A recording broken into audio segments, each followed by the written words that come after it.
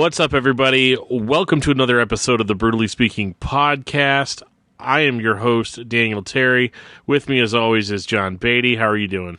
Doing good. It's always great when you get to lead these intros and outros because you know what that means. I mean, it means that I probably did the interview. That's usually how that goes. Hey, that's exactly right. And who did you get to talk to this time? Chuck Billy from Testament. Tasty Mint. Tasty Mint, absolutely. Our everybody's favorite vape pen, weed slinging, thrash metal singer, Chuck Billy.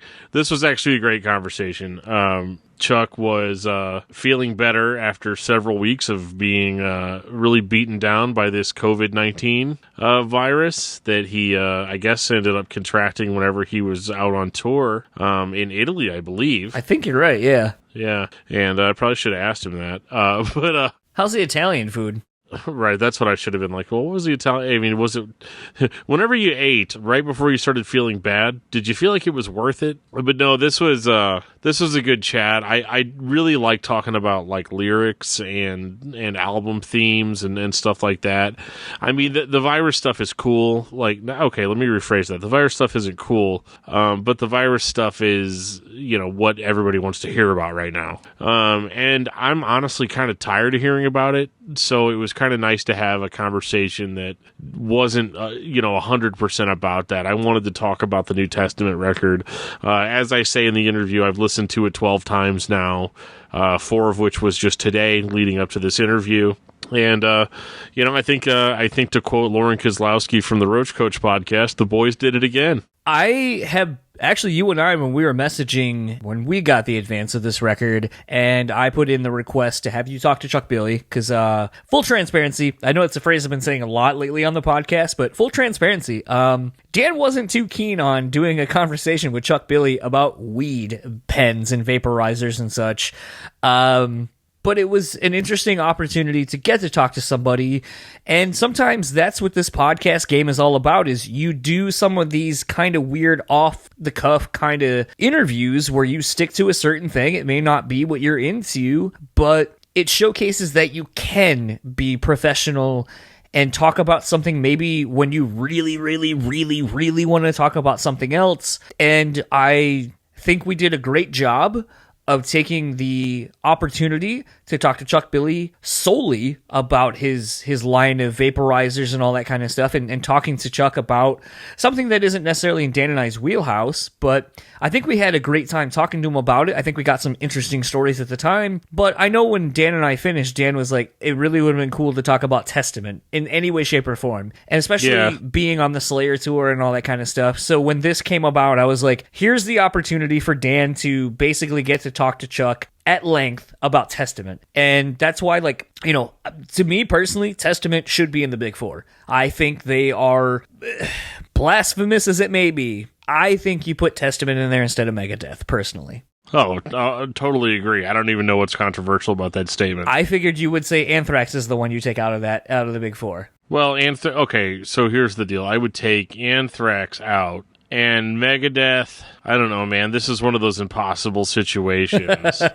Are we on discography discussion? I don't really want dude, I'm here. So, yeah, basically. I don't know. I don't want to say necessarily that Megadeth has to be out. I just don't want to say that because I love some Megadeth. I really do. But I also really love some Testament. And when you look at both of those bands' discographies, I think Testament is stronger. I wholeheartedly agree. Because, okay, so Megadeth, they went out and they put out a record called Risk, which, oof. If you don't remember from episode, 5 or 6, it was really early episode of discography discussion, I had a little bit of a meltdown on that. About that record. I've never had a meltdown like that in regards to a Testament record, because Megadeth went for the more mainstream, like pop rock, almost country sound. Which, honestly, let's be real here. Metallica did the same thing. During those same years, Testament was putting out records like Demonic, which were, super brutal growl fest records. So, if you want to give a band credit for staying metal when nobody else was metal, they were really killing it. So I mean, in that regard, I would put them in above Megadeth. But if I don't have to get rid of Megadeth, I won't. I'll get rid of Anthrax. Yeah, I mean, for me, everyone's been doing these brackets, like who's the best, Trustkill versus Farad, who's the best of the 2000s emo, who's the best, these things, and it's like a bracketology type thing. And what's interesting is, like, I filled out one on Instagram yesterday. I got nominated finally, and I was like, and someone goes, "Oh my god!" And it was like, best 2000s emo. And for me, it was Alexis on Fire. And a friend goes, "Oh, hot take, Alexis on Fire." And I go, I think like half of the bracket I thought sucked. Like, I don't like any of those bands that were like pitted against each other. So it's like, all right, well, I like some of this band's shit. So that's why they won out against somebody else. But like, you look at it and you're like, all right, Finch, they're going to go pretty far, because obviously I like Say Hello to Sunshine. I think What It Is to Burn is obviously a great record. I think their Yeah, but then there's that third record. Well, hold on. There's actually the EP, which is really fucking good, which is like a solid mix of What It Is to Burn and the Say Hello to Sunshine. I don't know what you just said, because I don't know what an EP is. Okay, yeah, that's right. You skipped those on discography discussion. But that's a solid EP. Then they put out, what is it, Back to Oblivion? Yeah.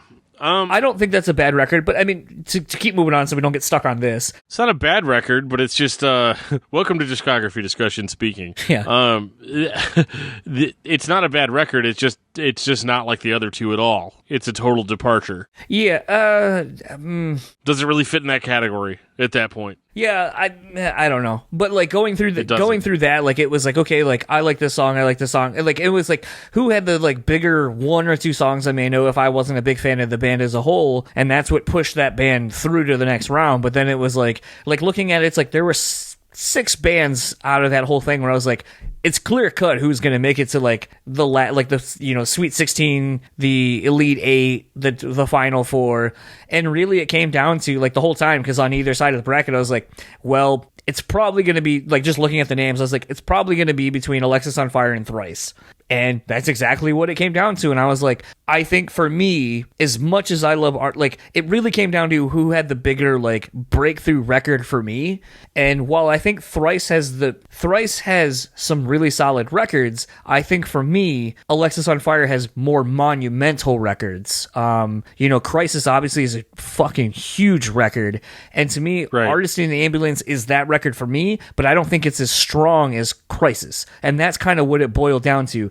Now, how that correlates to what we're talking about, I think Testament has better records overall, and I think their quote-unquote lesser records are better than Megadeth's records of the era. And I definitely, something I was texting to you when, listening to this new record, I think the last couple of Testament records are some of the best that they put out. They sound current, yeah, and as good as they ever have. I think Chuck sounds phenomenal on this new record. I think the riffs, the solos, the production, just the songwriting, the way the record flows song to song, this is some of the strongest material they've been putting out, and they're 30 fucking years into a career. Yeah, that's and that's even what Chuck says in the interview. Spoilers, but like he's like, yeah, we're focused just on this now. It's not it's not about sex, drugs, and rock and roll anymore. It's about how do we put out the best records that we can put out, and that's exactly what they're doing. And, whenever he says, yeah, we feel young again, we feel vibrant,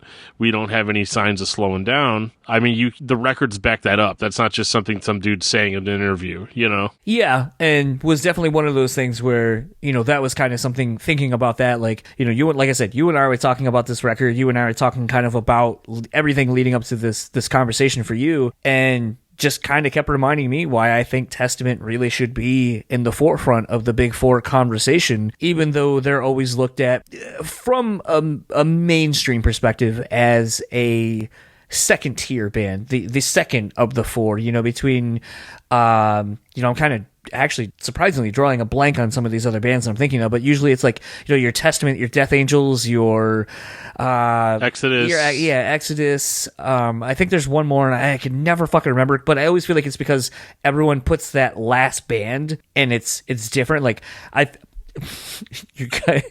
you'll probably laugh at this, because, sometimes you'll hear people say, like, Iced Earth should be in that second wave of the other big four. I don't. Which is ridiculous because they're not even a thrash band. They're like Iron Maiden wannabes. Yes. That can go on the record. Don't cut that out. I won't cut that out. So I mean, it's just interesting to me. I just hope people also don't think I didn't want to be a part of this because I don't like this style of music or I don't like this band. That is 100% not the fact. It just was more that I felt I owed Dan just a solo interview with Chuck because I dragged him through a weed interview. Dude, it was fine. I mean, Chuck absolutely sold me on that product. You haven't bought any. Well, I can't. You can. It's against the law, but anyway. Anyway, let's get to your conversation with Chuck Billy of fucking Testament, and we will talk to you guys on the backside of that.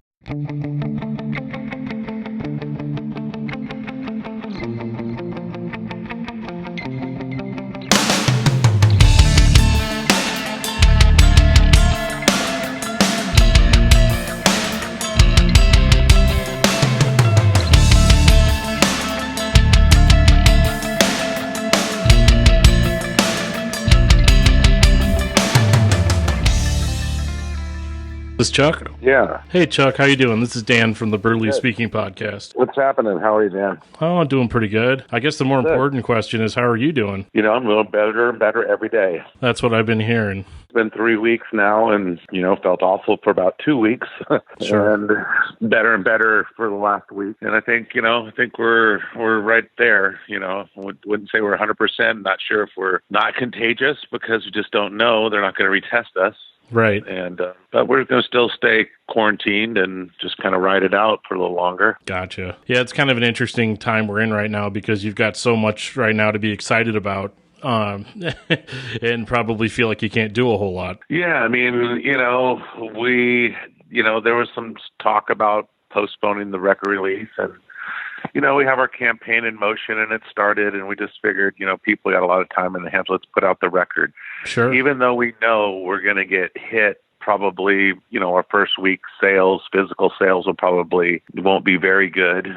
People can't get out and pick up the physical record, So it'll be interesting to see how the digital sales compare to like last time. Right, digital and streaming and all that. Yeah. Well, one of the things that I've been, since the record's out now, I've probably spun it about 12 times since then, which is ridiculous because there's all this other stuff I'm supposed to be listening to as well. But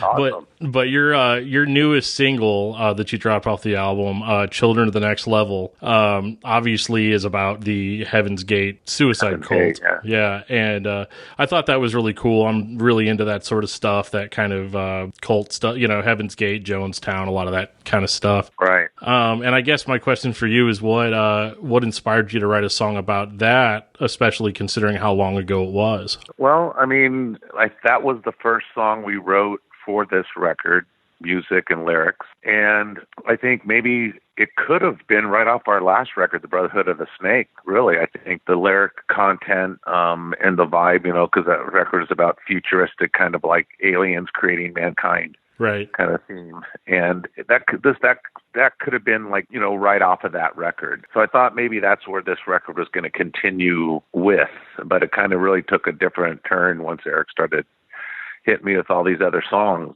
Right. And all the other songs he gave me had such a different feel and vibe to them, that they really just started having their own identity, like songs like Gates of Ishtar and Code of Hammurabi and songs like that just have a total different feel to them and just, different. I think like also there's a lot of songs where, Eric wrote songs this time where he chose to play different chord progressions that, aren't typical Testament or metal, but it was maybe something I was out of my comfort zone a little bit, but it made it challenging, I guess, and made, get a little more creative and push me out of my comfort zone and try new things. Right. On this record, like songs like City of Angels, I found myself trying and finding a new texture of voice on that. And, I never do harmonies, and I did it on the bridges of that song, and it really came together. And, after 13 records, to find new things to do and try, I thought was pretty cool. Yeah, absolutely. Well, one thing that I thought was really different too was the video for Children of the Next Level, with it being in that 90s cartoon style. It kind of reminds me of those SNL shorts that they used to do back in the 90s. It ties in perfectly to the time period, of the content of the song, as far as being about Heaven's Gate. Yeah, and I've seen the guy's work who did it, and a lot of it like that, and it was really cool the way he makes these looks, the characters, Yeah. And when I seen it, I said, man, I could really picture the Children of the Next Level. And it had something to do with just trying something new, but also, we had so much tours lined up. We should be on the tour coming up, and we didn't have time to shoot a video. So that's why we really said, since we can't find the time, let's just make it an animated one. And I think the Heaven's Gate story would make a really cool storyline, as far as animation goes. Right. Well, and Gene Hoglan should have been right at home with that, right? Oh, yeah, exactly. But the guy did a great job. The finished product, when he first wanted to do it, songs that long he doesn't do, and wanted to edit, and we just kind of really wanted to keep the song as it was. Sure. So he did as best he could, and he completed in time and did an awesome job doing it. So whenever you say that the album kind of came into a different vibe than what you had started out with, I know with the album being called Titans of Creation, and there's not a title track, obviously for that title, was that kind of where you were going as far as it getting a little bit more, I guess I don't want to say like mythological based on some, like, because some of the songs are very much rooted in real life, but others are more fantasy. So was that kind of the idea behind that? But Titans of Creation came after it was all finished. The album artwork was completed, all the layout of the record and the vinyls, everything was finished. We just didn't have the name of the record, and we kept looking at it and trying to figure out, what is this called? What is this called? And we knew that they're pouring vats of DNA, creating life. So we knew it had to be something with creation or creating, or, these guys are swinging hammers. Is it Hammer of the Gods? Is it, we couldn't figure it out. And I think it was 5 days, maybe even sooner, that we had to deliver the record to the label, all the finished product. That's when Eric, I think, came up with Titans of Creation. We're like, okay, yeah, because we were saying demons or angels or aliens of creation. Then we couldn't find the right one, and then Eric came up with Titans. And it's like, Titans of Creation, that's pretty bold. And yeah, those guys could be Titans. Right. That sounds good. And we kind of went with it, and right then it kind of made sense. Absolutely. Well, and it fits into you guys being thrash titans, in that respect as well. Right. Well, when we first brought that was kind of something was saying, well, is that being like over, kind of patting ourselves on the shoulder kind of thing, kind of people are going to get a sense of, but, we'll tell the story of how it came together. It's why it's not a title track for the, called that. Right. Well, at this point, I would say you guys probably could get away with it, at least once.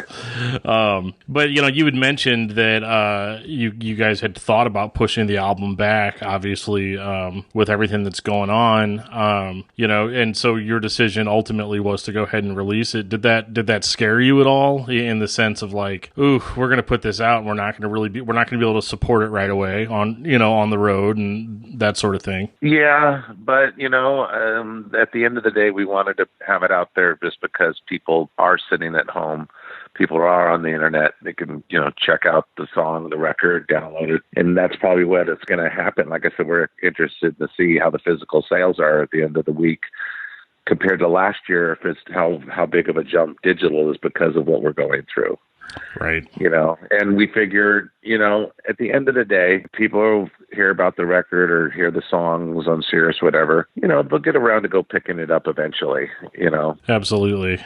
Yeah, I know. I'll be gunning for that vinyl. But I think what's interesting about that record and the way that it sounds, having listened to it so many times now, it's got that thrash sound to it that you guys obviously, I'll say it, pioneered in a lot of ways, your own unique sound, not sounding like the other bands in the genre.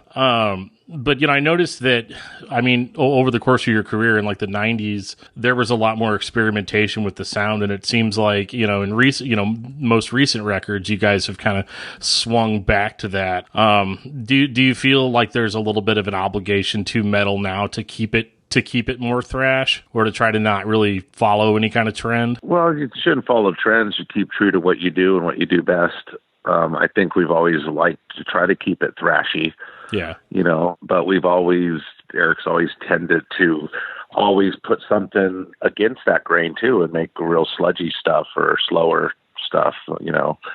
It just isn't thrash start to finish, because I think that would kind of just be boring. Well, that's sure, all we yeah. did, So, I think this one definitely thrashier than our last record. But I think as a whole, the songs are just totally have a different inspiration. I know just Eric, again, songs that inspired him, like Ishtar's Gate, for example, we went to Israel and then we went to the museums in Berlin and seen the gate. I know when he first gave me that song, I was like, okay, at first I was like, really, doesn't sound like New Testament to me, but I lived with it and wrote to it, and it was a different inspiration. A lot of these different vibes of music he gave me on this record. Yeah, each track has its own distinct feel. I think that's the most memorable part of it, is that you're not, even if you love one song, you're not going to necessarily get that immediately after.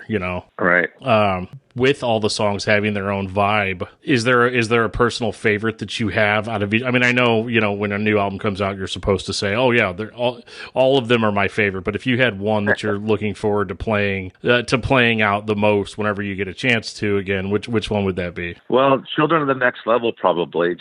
I've always related that track just being the most solid track even after writing all the songs and the writing process, that one just stood out. And we did start playing that at the end of the tour that we just did. Yeah. And it was one of those songs, I think we practiced maybe 4 or 5 sound checks before we started playing it. And it came together really quick, and it was like, man, that just sounds, we didn't have to work on it as much. And it was just came together. So that song there probably is one of my favorite. The sleeper song on the record was City of Angels, which I really actually didn't want to make the record because it felt too slow and too sluggish and too repetitive, and it was really long. And I just didn't get it when I first heard it, but somehow it found its way on the record, just this magical way. When I was writing the last of the songs, I write with a guy in LA named Dell, and he wanted to hear the song because I said, well, I really don't want it to make the record. He's like, play it for me. So I played it, and he gave me these lyrics that he had written. And he said, just try it with these words. And I did, and it fit perfectly. So I took it home and recorded it like 2 days later, and that's the song where I actually found different new textures of voice I haven't used on some recordings and tried some new things. And it ended up being just this like really standout track that I really didn't want to make the record, and it found its way on the record and turned out to be really good. Well, I'm glad that it did, because it's one of my favorites on there, especially because I'm a huge fan of true crime and all that, and serial killers and stuff. So for it to be kind of a slower song, but like a little bit more, I don't know, creepy maybe is the right word, and it being about and Richard Ramirez, the Night Stalker, right? Yeah, it's great theme for that. It's perfect for it. Like I was saying, once he gave me the words, I read it, went through it, and I'm like, man, you just have just enough words for this long ass song, and it works. So it's just weird the way it just found its way, made its way. I don't want to say actually on the record. Yeah, absolutely. Well, and it works too. It definitely breaks it up too. It's like what you said earlier. You don't want everything to just be one speed go. Yeah. With it, kind of going back to the thrash question or whatever, the last time I saw you guys live was the Slayer anniversary tour in St. Louis, and now that Slayer is essentially gone, it's kind of a weird question. I apologize, but now that they're gone, do you feel, being one of the last original, thrash bands out there, do you feel any obligation to the fans of metal in general to kind of fill that void for them?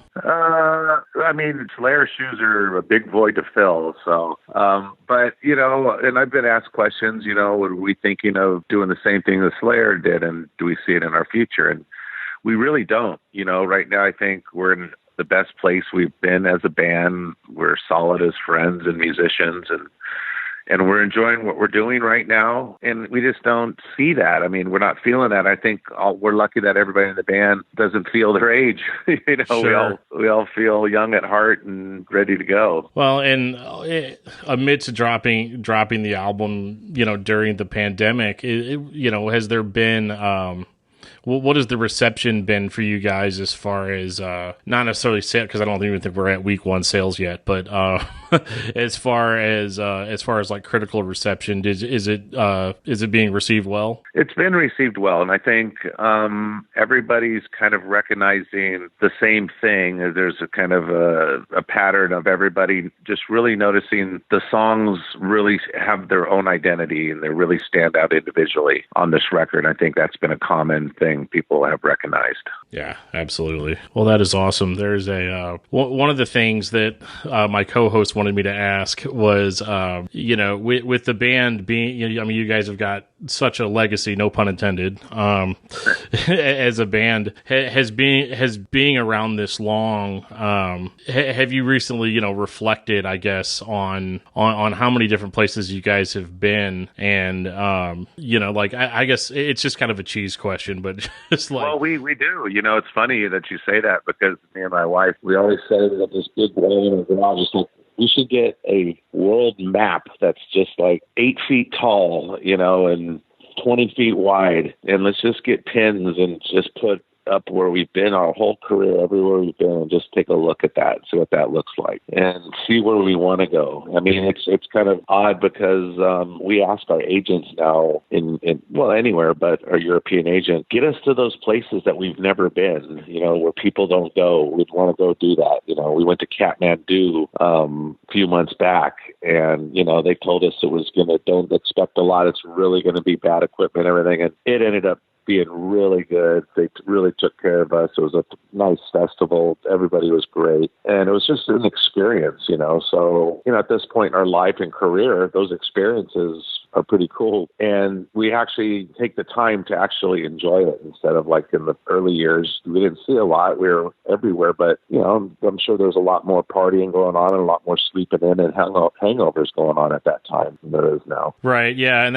that's another question too, is, it being at this point in your career, you have more of a chance to focus on what you really care about, which is the music. Maybe the parties aren't as important to you, and the just that lifestyle. Do you think that contributes to why you guys all still feel young, more or less? Is that you are focused in on this one thing versus just trying to have 18,000 experiences in each experience? Yeah, I mean, I think that has a lot to do with it. The show is number one focus, and we all are focused on our performance, trying to be 100%, where I think in our younger years, it was sex, drugs, rock and roll, let's party, that's what it was all about, and I think it shows because I think we perform and are performing better than we ever have. And maybe just because we are taking care of ourselves and not hungover and more focused on performing, that it's better for us. We are performing better and the crowd's getting a better show. So, Well, and what have you guys got? I mean, I know it's kind of hard to say now, but, what have you guys got in the can as far as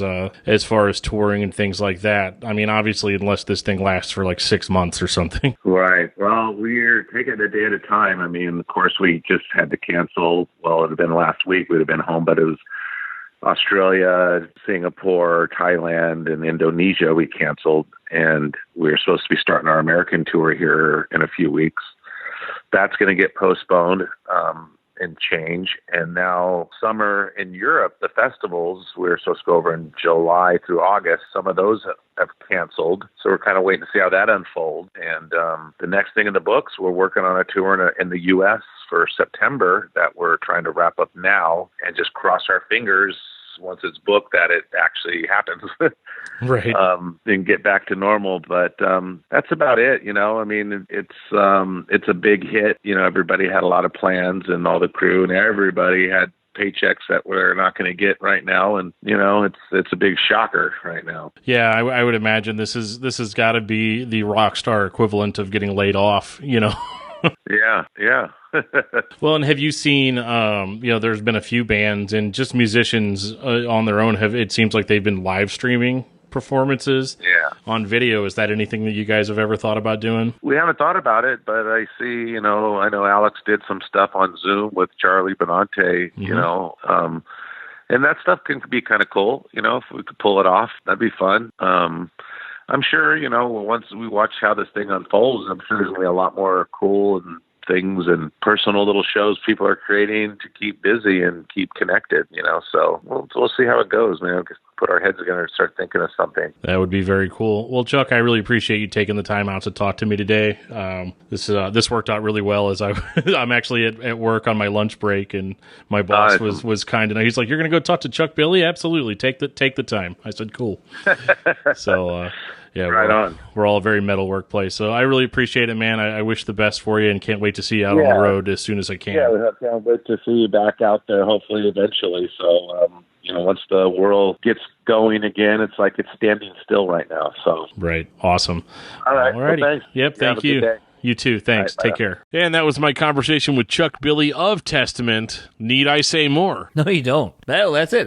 Goodbye, everybody. Goodbye. I mean, Chuck said it. The band's not going anywhere. They feel younger than they've ever felt. Their last 3, 4, 5 records have been incredible. They're always looking to redefine themselves. No, maybe not so much that part. We talked about that a little bit in the episode where I was like, it seemed like you guys tried to redefine yourselves a little bit in the 90s, but then you kind of have come back to where you're at. But at the same time, all those redefinitions, like, that's all still there. So, like, I feel like, really this album would appeal to people that were into Testament at any point in their career. What's interesting to me about this record, and, some of the other bands that have, from this era that are coming out now, like, Death Angel put out a record somewhat recently. You're seeing some of these older legacy bands putting out records, and it seems like, fuck it, you can't help but notice that the 90s are basically coming back as far as the style and fashion goes. And I think it would seem that thrash kind of is coming back into play.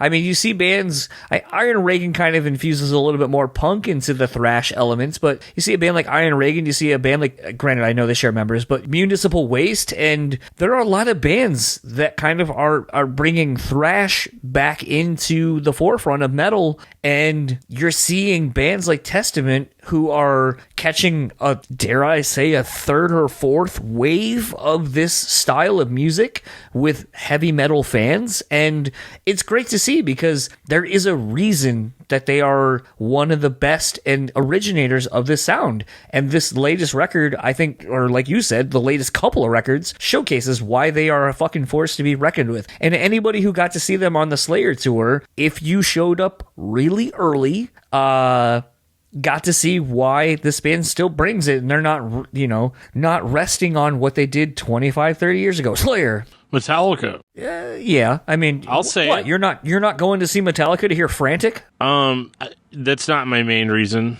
I don't know. I don't know if I'd go and see Metallica. Like, let's be honest. Like, I mean, I like them. I've seen them. I've never seen them. They put on a great show. They're a fantastic band, but I've also seen Testament, and Testament is just like a real thrash band. Like, so it's one of those deals where, because like Testament is still a thrash band. Metallica used to be a thrash band. How are they still part of the considered top tier big four? Because they sell stadiums. Like when I was telling people who I was interviewing today, they were like, oh, well, what does Testament sound like? I'm like, you ever heard Metallica? Yeah. Imagine if Metallica was still good. Because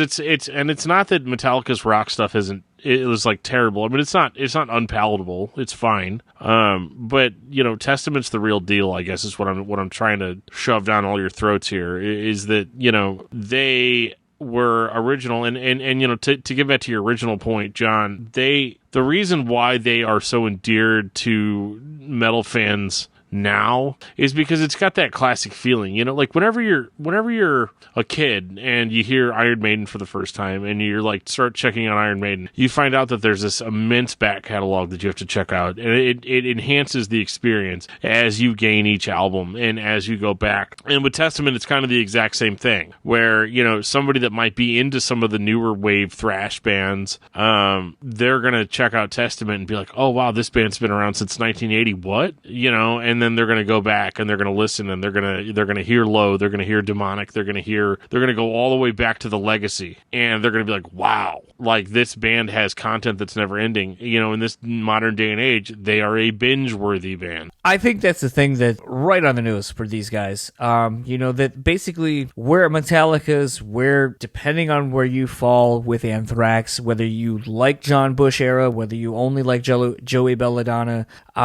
it's one of those. I think it all sucks equally.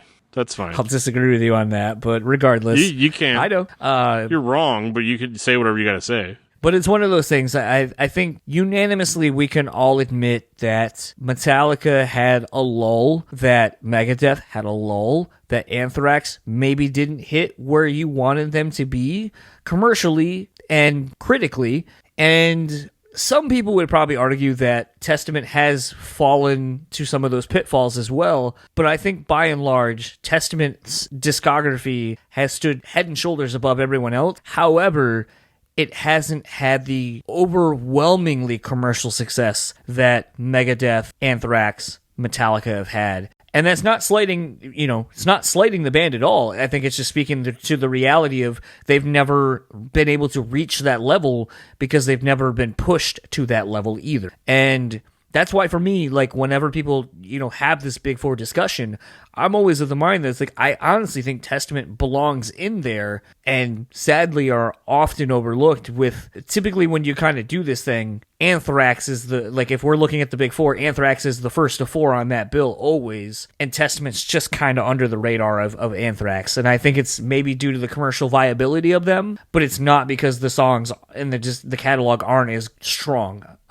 Personal preference, I think. All I know is that I saw Napalm Death, Testament, Anthrax, Lamb of God, and Slayer, and maybe another band. I don't remember. But I remember. Oh yeah, Slayer. That was the band I forgot. No, you said them. Or did I say? Oh, I did say Slayer. Okay. But was that the God Hates Us All album cycle? No, it was the Slayer farewell tour.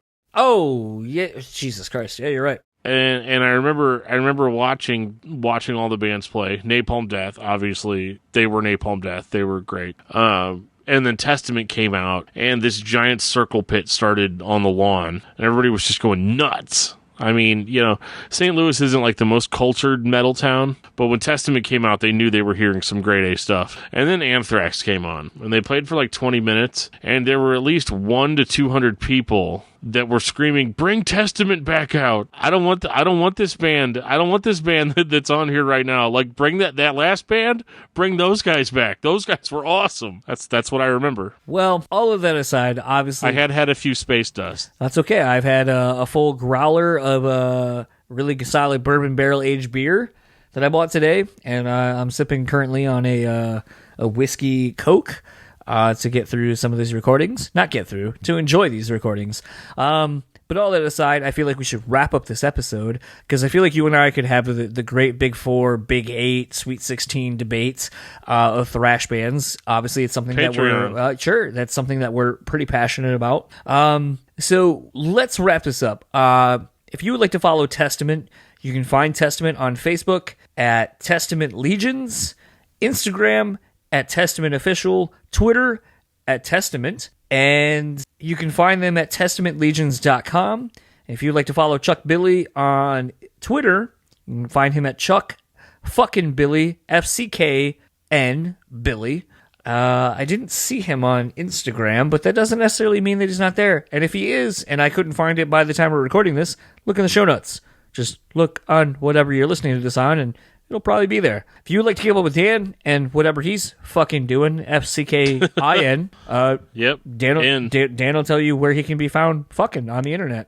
I mean, basically, I'm at home a lot now. Like, home a lot. Are you not working? And no, I'm working. Oh, okay. I was like, Jesus, are you lucky enough to not have to work now? No, those oxygen machines aren't gonna, fix themselves. Yes, they do. No, they don't really. I've tried, but they don't. apparently I have to like use tools or whatever. But you guys don't care about that. You guys just care about, stuff that I talk on. And that would be my other podcast, Discography Discussion, which is on DiscussMetal.com, along with the Discuss Metal podcast, the Movie Mosh podcast, which is on hiatus right now because apparently it's illegal for us to get together and watch a movie together and talk about it. On top of that, you can always reach out to me at DiscussMetalDan@gmail.com. You can send me a tweet at DiscussMetalDan. You can find me under Daniel Terry on Facebook if you're really, really, really wanting to get in touch. And if you would like to keep up with everything in this podcast, you can find us simply enough at BrewSpeak Pod on Facebook, Twitter, and Instagram.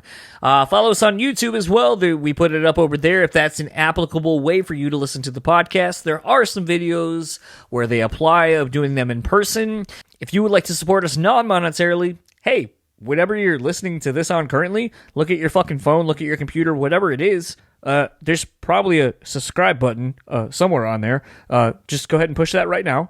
We'll wait for you. Probably, yeah. We'll wait for you. Did you do it yet? Cue the hold music. Okay. So now that you've done that, there's probably another feature on there where you can, write a review, whether you're on iTunes or whatever. So go ahead and do that, and that helps us out tremendously, and that's a way you can support us non-monetarily.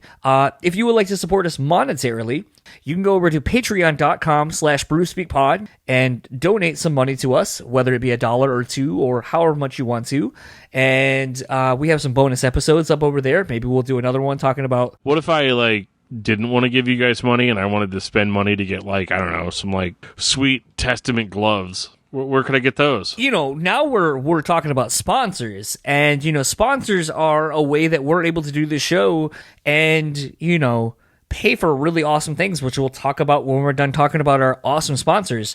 If you go to Rockabilia.com, they have awesome Testament merch. There's fucking gloves.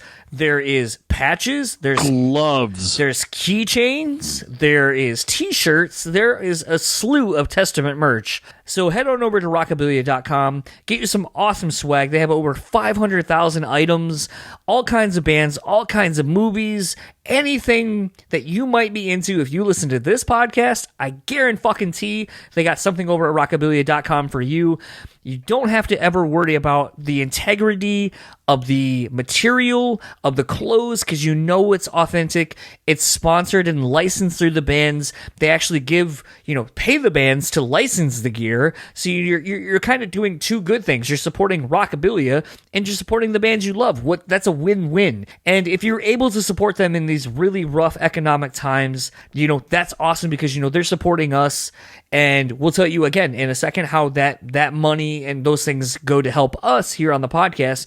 But we really want you to, if you can, go support Rockabilia.com for supporting us. On Point Pomade. I know you're not really able to go hang out with your friends and make sure your appearance is on point, but fuck it. You need to have, the other day I did my hair. I fucking flat ironed it and all that kind of stuff. And my wife did some put on her makeup because you need to do something that makes you feel normal in these unnormal times we're in. So look no further than On Point Pomade to make your beard and hair look great, on point, and make you feel good about yourself in these quarantine times. Maybe they don't want me to necessarily say that, but fuck it, I'm going to. So head on over to onpointpomade.com, use our code BSP15, and you get 15% off your total purchase order. Support them for supporting us. And lastly, but not leastly, is our sponsor and a longtime supporter in the Bean Bastard Coffee. I know a lot of you guys are stuck at home. A lot of you guys wake up and you're like, what the fuck am I doing? Why am I awake? Well, go support a local business, a small independent business,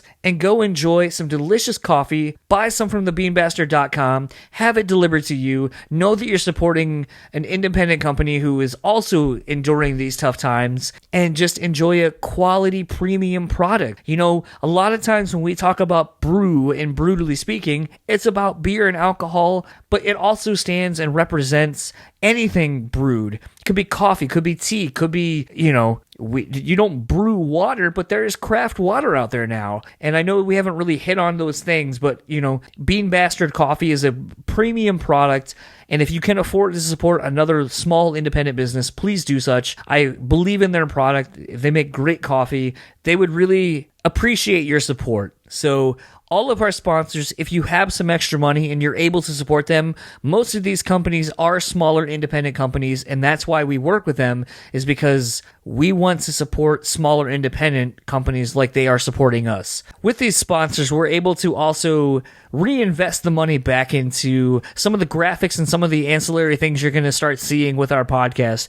And some of this money goes into someone like Samantha Niddle, who is making our graphics for our social media. If you've been noticing over the last few weeks, we've been making, really great looking graphics, audio cards, all these kind of things, swipe up stories on Instagram and Facebook. It's all because of her. And this is what we're trying to do, is reinvest back into our presentation and just, awesome things that make our podcast more enjoyable, look greater, and all these kind of things. So if you think that we're just taking people's money and going and buying space dust and half gallons of Evan Williams, well, I mean, we are, but we're also reinvesting the money back into something to where it looks better for you guys to all see it. So support everyone who supports us in any way, shape, or form, whether they're sponsoring us, we're reinvesting the money back into them. That's how this whole community thrives, especially in this whole COVID-19 thing where there's a lot of uncertainty. And I know I talked a lot about people and all this kind of shit, but these are the things that help to make this podcast happen weekly for free for all of you. So for the BREWtally Speaking Podcast, I am John. And I am Dan. And we will talk to you all next time. Stay safe.